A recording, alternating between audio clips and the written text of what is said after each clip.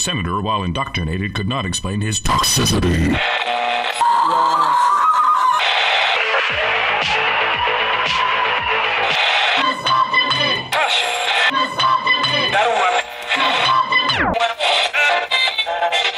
You should not listen to men's rights advocates if you want to know what they have to say. What do you mean there's an International Men's Day? Men don't need a special day. Every day is International Men's Day. Men have all the days, and men have all the rights. We can focus on men's issues right after we get all of women's issues addressed. Women's issues are bigger and more important than men's issues. Men's issues are women's issues. Men's issues all stem from misogyny because masculinity is toxic. It's toxic, I tell you.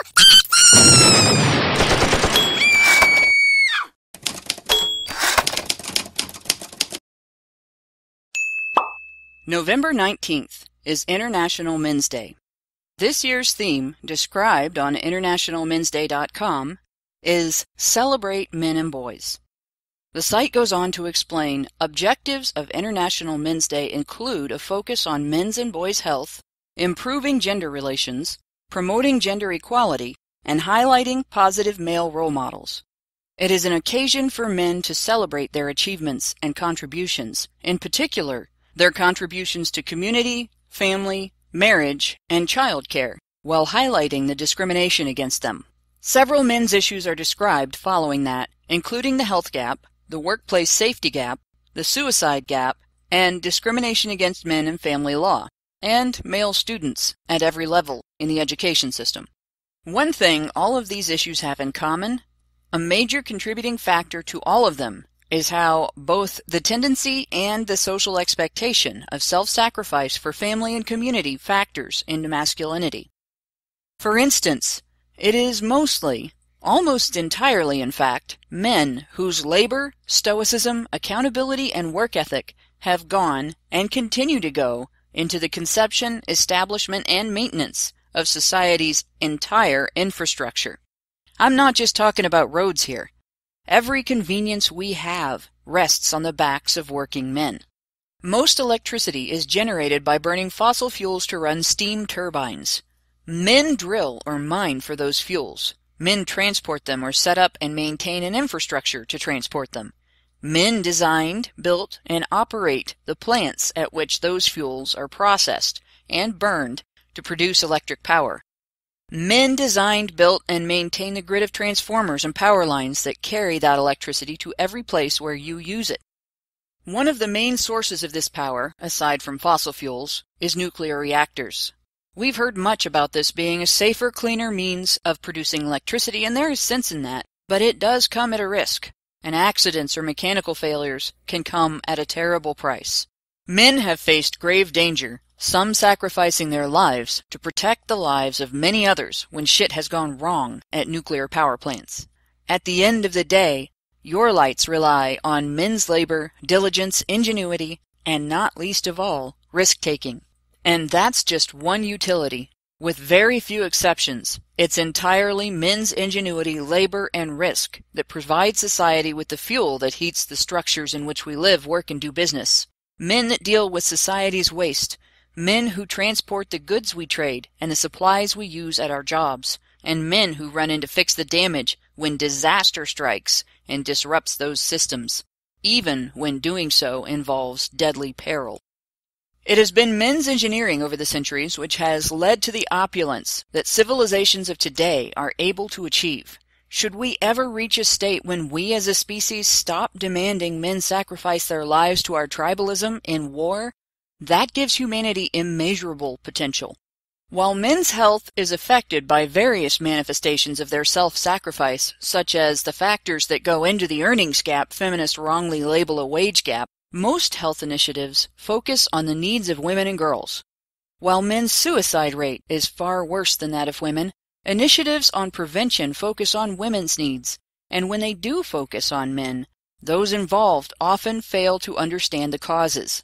We hear all the time that the problem is the expectation of stoicism from men, that men should be allowed to talk about their problems. But often, the very people who say that turn their backs when the problems men talk about aren't politically correct. Clearly, significant reform is needed. Discrimination against fathers in family court is one overlooked cause of male suicide. Not only is that an unaddressed injustice against fathers, It's damaging to their children and to society at large, because paternal nurturing is another unsung gift of masculinity. Various research shows that father involvement leads to a plethora of positive outcomes for children. A nurturing father improves the child's cognitive and emotional development. Children of involved fathers are less likely to get into social or legal trouble at every stage of life, more likely to experience success in their educational and career pursuits, as well as their social interactions, both with familiar people and strangers. They show numerous hallmarks of greater problem-solving skills, exercise of mindfulness and self-control, and experience of confidence. And they report greater overall life satisfaction. They are less likely to end up as unwed parents, on welfare, engage in substance abuse, or end up in legal trouble. Contrary to feminist promulgation, the most effective way a mother can protect her children from abuse, including as adults in spousal relationships, is to not alienate their father during their childhood, but instead maintain a healthy relationship with him. Politicians wishing to reduce crime and poverty would be wise to note the benefits of paternal nurturing in a child's development as well. Want kids to grow up to be good citizens? Father involvement significantly increases their chances. The men's movement knows that men are human beings with as much need and right to maintain their family relationships, to love and to be loved, as women and children have. But even if society doesn't care about that, it would be wise to consider, given the facts, that interfering with father involvement is flat-out child abuse and an attack on the overall welfare of society. Feminists have spent 2 centuries demonizing men as abusers, deadbeats, and clods, while simultaneously relying on men's ingenuity, wisdom, compassion, and protective gynocentrism to achieve every bit of legal and social change they have demanded. If men were as mercenary toward women as feminist promulgation implies, women's lives would be unimaginably horrible, like a cross between breeding stock and slaves, and no amount of protest would affect change in that status. We wouldn't be the primary caregivers of men's children. They'd be taken away from us the moment they could be weaned from the breast, for fear of boys being influenced by the lesser beings feminists claim they think we are. Think about it. Would you let your children be raised by other children? By chimpanzees? Cattle? Dogs? Certainly no nation's leaders would ever have given us voting rights. The risk that would be presumed to entail would be far too great under the conditions of feminism's patriarchy theory. And any protests which feminists credit with achieving reform would have been ignored, or worse, punished. But they weren't. Men's response to women's activism over the last 2 centuries demonstrates a desire for equal partners, not subordinate dependents, but equally accountable adults who experience equal freedom, who can be socially, legally, and financially responsible for ourselves, and who, in a relationship, can have our partner's back the same way he has ours. Women are in a civil war with each other over whether or not to even try to live up to that. And men have been caught in the middle. We have put them in a precarious position. Social and legal change have released women from restrictions and expectations that were in place to facilitate men's ability to meet associated expectations and obligations, without also removing those expectations or those obligations from men. Our society has forgotten the value of fathers and is failing to acknowledge, much less prize men's contributions to our species' eudaimonia. Simply put, humanity's entire existence rests on the hearts, souls, and backs of men. Masculinity is the seed of civilization. It's time society stopped turning that achievement into a millstone with which to crush men.